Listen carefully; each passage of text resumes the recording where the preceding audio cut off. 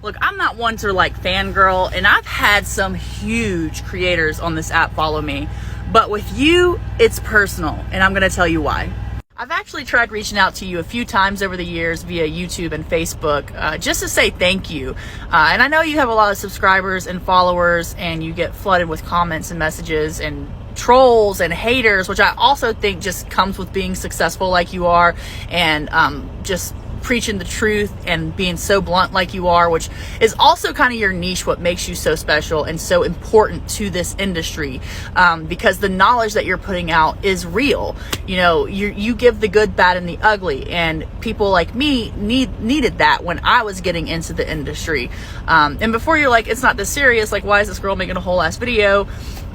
It was that serious for me because I was a second generation trucker. My dad did this for over 30 years. So I just always assumed that when I was ready to get into the trucking industry, I would have his guidance and I would be able to ride his coattails right on in.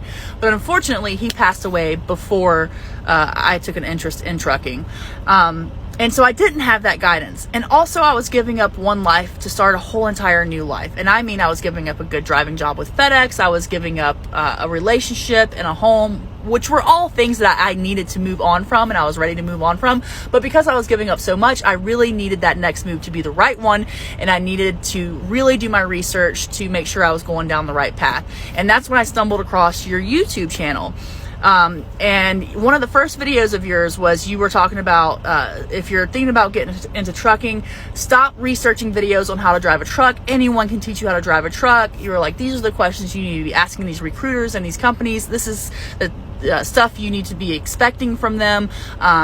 These are the timelines. This is what you need to bring to orientation. Stuff that I would have never have thought of, right? And